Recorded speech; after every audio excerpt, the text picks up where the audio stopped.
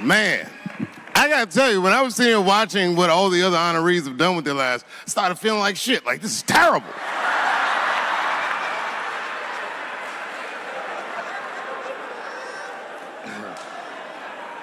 And then Bobo brought me up and started out good with that Ali picture, and then it just, whew.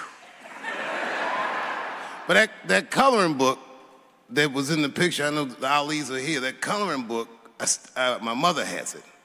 And Champ, he signed it. You know, the greatest, he signed it, Muhammad Ali. And his sparring partner was there that day. And his sparring partner signed it, said the next heavyweight champion in the world, Larry Holmes. And he was. And 2-year-old Dave Chappelle colored all in that shit and just ruined the book.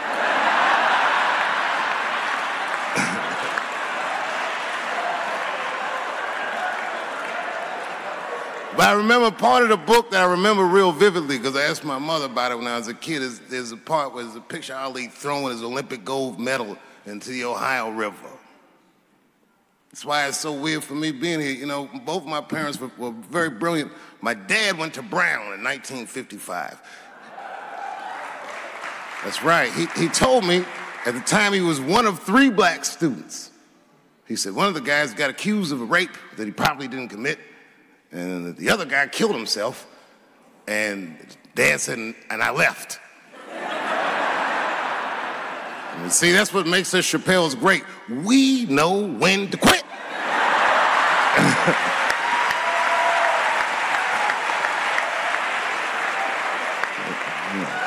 We all just live to fight another day.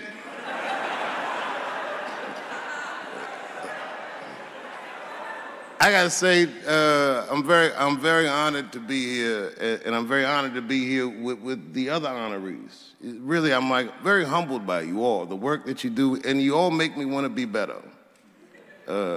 All of you.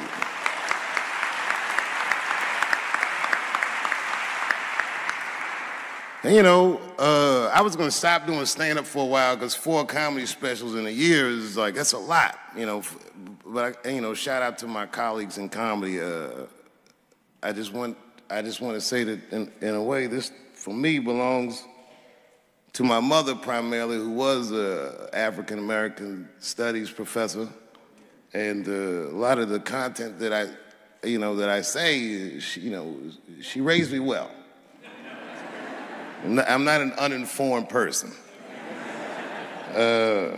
But also, you know, my colleagues in comedy, like comedians have been getting beat up pretty bad recently, and we're somehow nowadays expected to speak with the precision of attorneys or politicians. We are not. I always think of James Baldwin. You know, James Baldwin was one of my favorite writers because he managed to tell white people what they feel like to be around.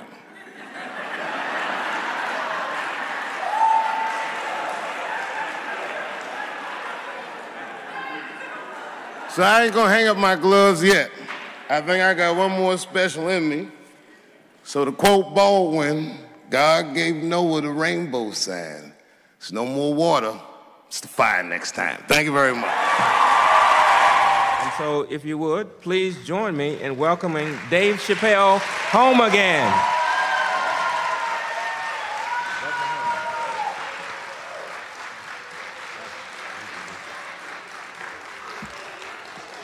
Oh, thank you. You know, I speak for a living, and I'm a little nervous today. I wanted to say thank you, Mr. President, and thank you, Bishop Green, and thank everyone at Allen University for hosting me today, because it feels special, right? When I think of this great-grandfather that I've heard about in my life, but never actually touched his legacy. So it's like the product of his loins coming to meet the product of his work. And it's an important day for me personally. And I know a lot of you guys are students, and I just want to tell you I'm the first person in my family to not go to college. And as the president has told you, I've done outstanding. In spite of that,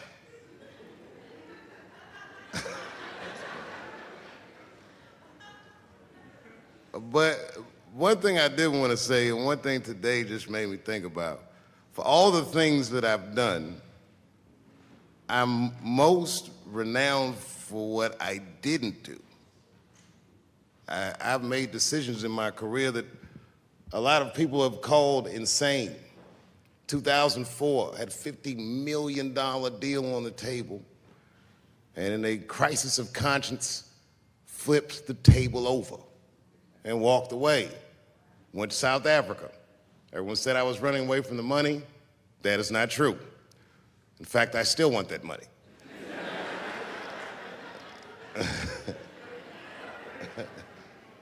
The idea that I wanted to just share with you guys is the idea that sometimes you do what you think is best, whether anybody understands it or not. I heard a story about my father where someone told me he used to do statistics for a company in D.C. The company he did statistics for started doing business with the South African government, so he quit his job. It's caused a lot of problems between him and his wife. It's hard for a man when he can't provide for his family the way he wants to, and he suffered through it. And a generation later, when I had my crisis of conscience, I was able to go to a free South Africa and get away from the heat. This idea that what you do in your lifetime informs the generations that comes after you is something I keep thinking about, something that is so much bigger than just ourselves.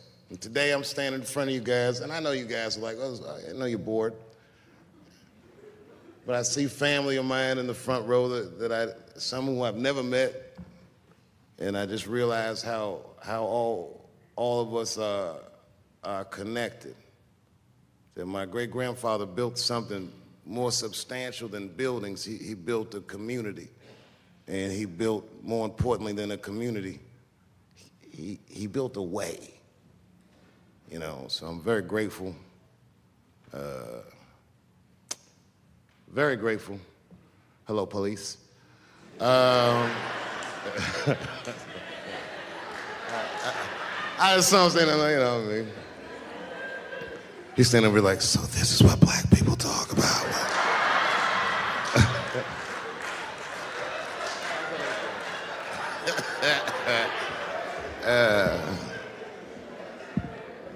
I just want you guys to remember, you know, that right now there's this thing where ethics aren't what they used to be. This idea that people are trying to replace the ideas of good and bad with better or worse.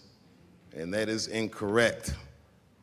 You gotta keep your ethics intact because good and bad is a compass that helps you find the way. And a person that only does what's better or worse is the easiest type of person to control. They are a mouse in a maze that just finds the cheese. But the one who knows about good and bad will realize that he's in a maze. So, that being said, I just hope that all of you guys transcend whatever you see as your obstacles and that you live outstanding lives and that you stay connected to your communities because you have so much power there, and that you grow your communities and you diversify your communities, and that you don't let anybody tell you you can't or to be afraid. It's okay to be afraid because you can't be brave or courageous without fear. The idea of being courageous is that even though you're scared, you just do the right thing anyway. So in 2004, I walked away from $50 million, and in November, I made a deal for $60 million. So,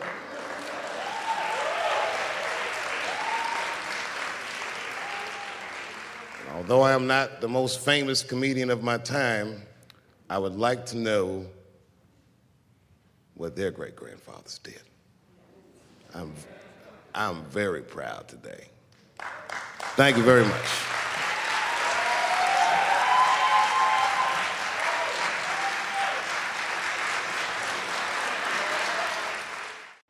Boy, comes as a complete surprise.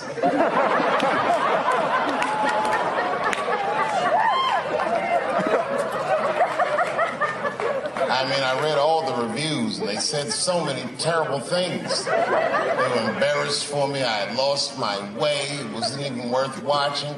I hope all you critics learn from this. This is a teachable moment. Shut the fuck up forever.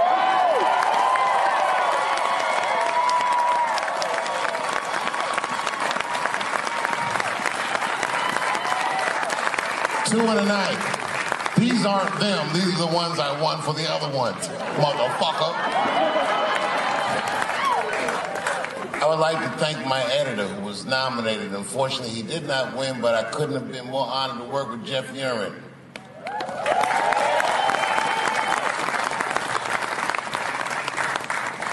Stan Lathan has been directing television since 1968.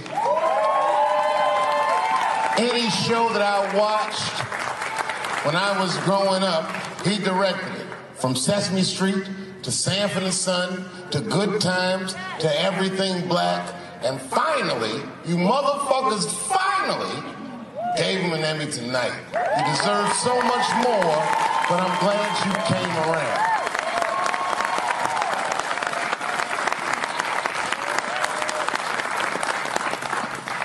I'd like to shout out all the other nominees tonight.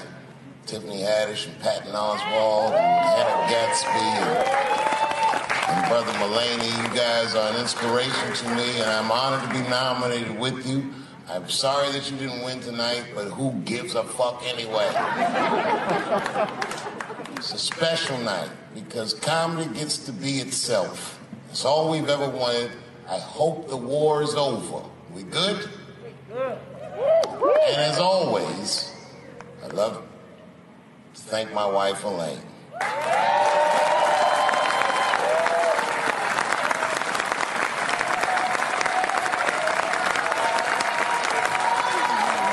That's right.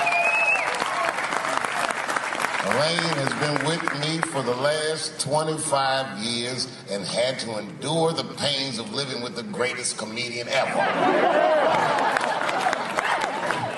See you on Monday. Thank you very much. Good night.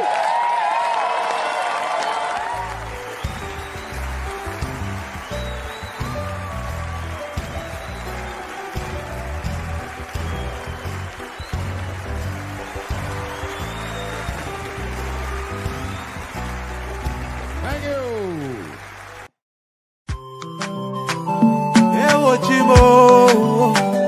Mabaminda na usawidi gozo uya limbe kumba na usawidi gozo something is killing me slowly and I'm feeling so lonely, but this thing I must to talk all my people they for bush and I